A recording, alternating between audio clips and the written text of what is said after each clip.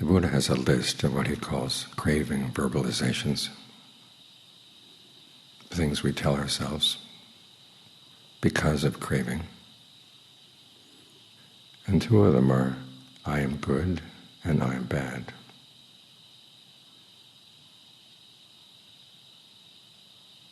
You might wonder, why would the Buddha mark these out as being craving verbalizations? Well, suppose you believe that you were innately bad. How could you practice?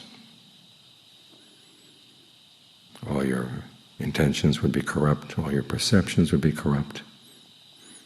You'd have to depend on some outside force to come in and save you. And there are teachers who would take advantage of that, telling you that you're basically depraved and you need their help.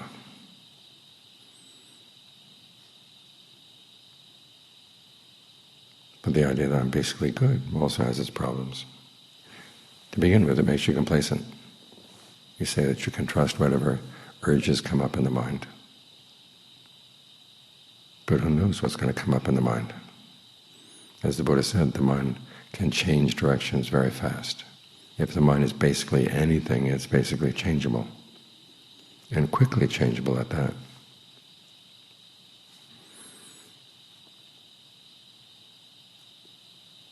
So what do we do? I mean, there are some people who say they don't want to believe in rebirth, for instance, because the idea of having to be moral simply because you're afraid of punishment strikes them as being childish.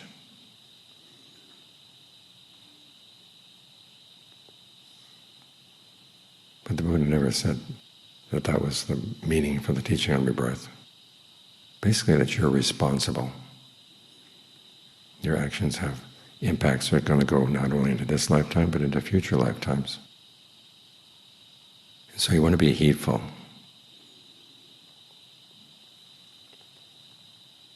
You want to think about when you do something, why you're doing it, what the consequences are going to be. That's called being responsible. And that's an attitude that he actually does encourage.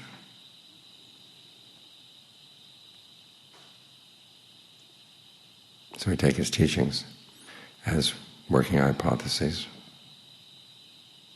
but we realize that they make us adults, responsible adults, mature adults.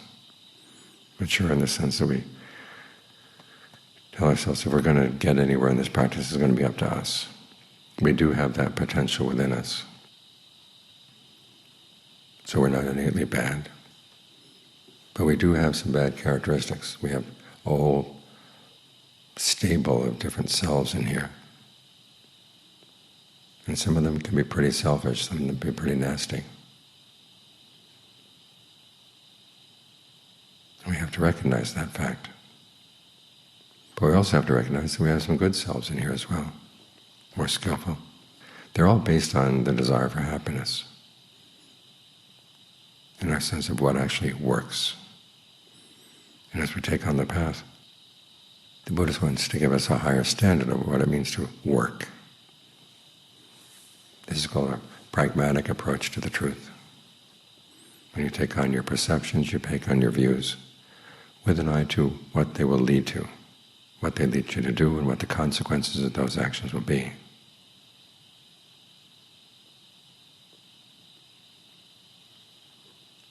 And because we're proactive, we come into the world and we learn a few perceptions, and then we start pasting them onto things. And the question is, the perceptions we have that don't come from the objects themselves, but come from within our minds. We have to ask where they come from. This is called safeguarding the truth. And then you have to ask yourself, what are those perceptions useful for? And they may be useful for all kinds of things. For instance, when there's a pain in the body, part of the mind really wants to know where the pain is, so you can identify, well, what's wrong. And sometimes that's wise. If you don't pay attention to the pain, it could lead to some problems down the line, especially if it's something internal. But the question is, when you locate the pain, what are you doing? You're putting together some perceptions. And they may actually make the pain worse. So when you're sitting or meditating, and there's a pain in, say, in your legs, in your knees, whatever, ask yourself this tendency you have to want to locate the pain, pinpoint the pain. Is that actually helpful right now? How about not pinpointing it, not placing that label onto it? See what that would do. So you question your perceptions. A perception that might have been useful for one purpose may not necessarily be useful for the path.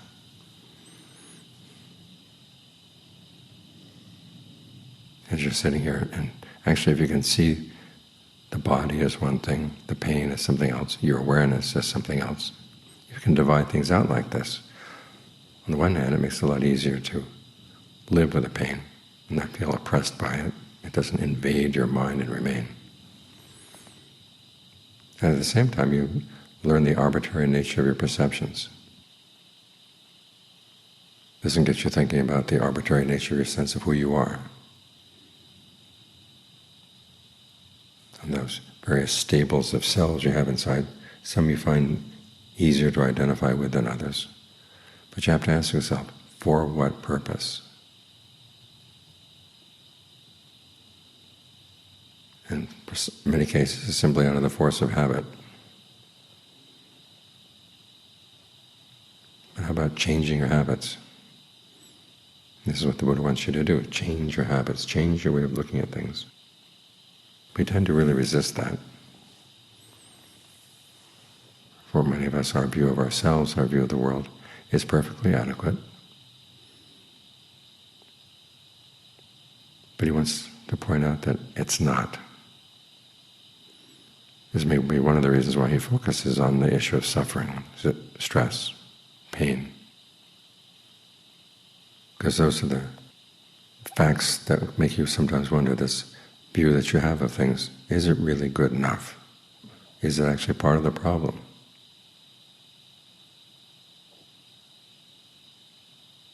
When you can start asking questions like that, then you can pull yourself out of your old habits, your old ways of looking at things, your old ways of slapping perceptions on things, and get some distance from them.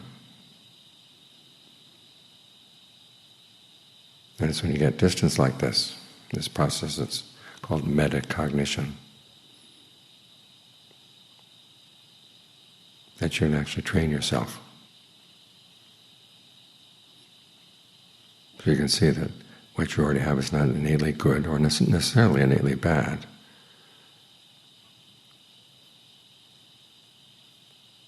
But the things they used to work for are not necessarily what you want anymore. You're trying to raise your standards for what works.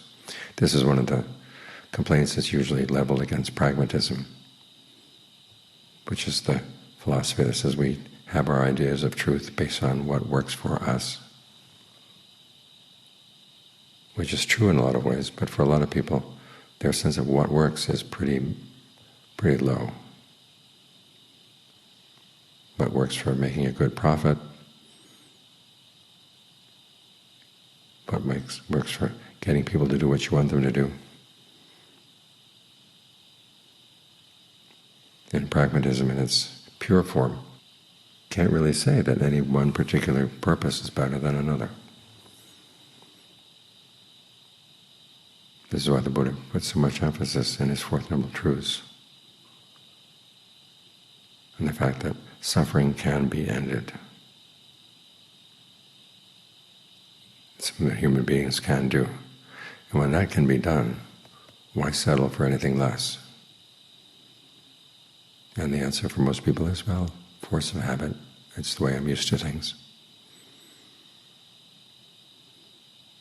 So even though we talk about how you shouldn't be focusing on the goal all the time, you should focus instead on the path going to the goal. Sometimes you have to remind yourself, well, where is this path going? So you can see clearly the things that come up in the mind, which thoughts, which ideas, which perceptions actually are part of the path and which ones are not. Think of those standards that the Buddha taught to Mahapajapati as to what counts as Dharma and what doesn't. It's always the question, where does this lead? Does it lead to being fettered or being unfettered? Does it lead to passion or dispassion? Does it lead to modesty or to self-aggrandizement? Does it lead to entanglement or seclusion? Does it lead to contentment or discontent? Does it lead to laziness or effort? The teachings are all judged on where they lead. So you should look at your senses of self, you should look at your ways of perceiving things and ask yourself, where do these lead? Because facts are not just individual poker chips that just sit there. The facts of our awareness, the facts of our consciousness are all fabricated. Well, what is fabrication? Fabrication is putting things together for the sake of something. In other words, there's an intentional element and there's a name. There's a desire that underlies it. This is why the Buddha said all things are rooted in desire. So you have to ask yourself, well, which desires are being served by this particular way of looking at things or this particular way of looking at yourself?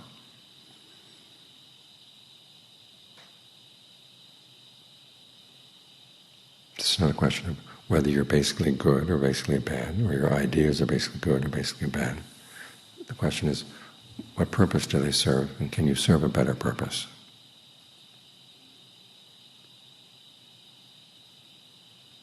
So those are the Buddha's standards.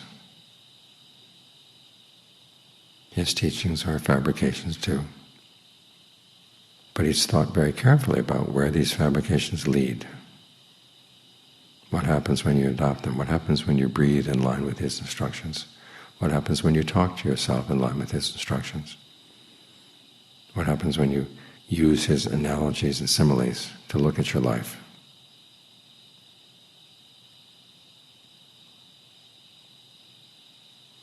And if you see that the results are good, okay, adopt them.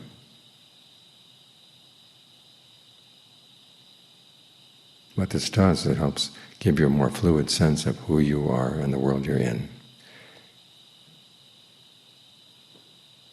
and a slightly skeptical attitude towards your perceptions, that this has got to be this way and that has to be that way. You can ask yourself, well, for what purpose?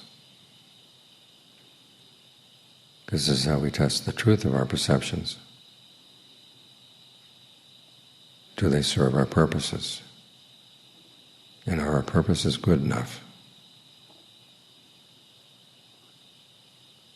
The Buddha's purposes for his own life had to do with putting it into suffering and then teaching that way to others. He has a purpose for your life, but of course it's up to you to decide whether you want to take it on or not. He doesn't force this on anybody. But he left behind a whole series of teachings that are basically for you to use for the highest purpose possible, your own freedom from suffering.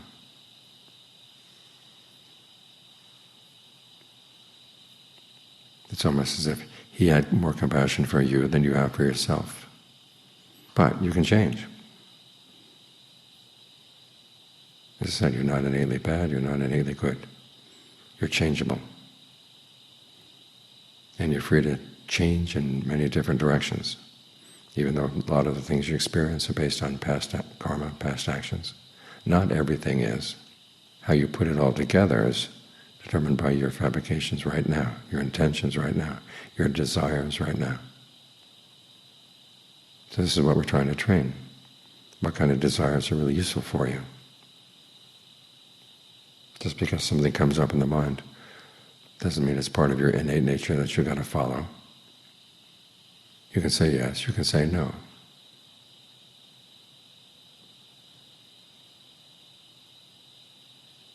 So it's through the practice that we take our ideas of what's right and what's wrong, what's true and what's false, and we test them for the purpose of putting an end to suffering.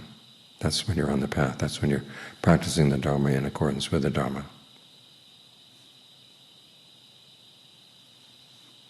As the Buddha said, that's how he wanted people to pay homage to him. It was basically paying homage to your desire someplace inside your mind for happiness that doesn't let you down.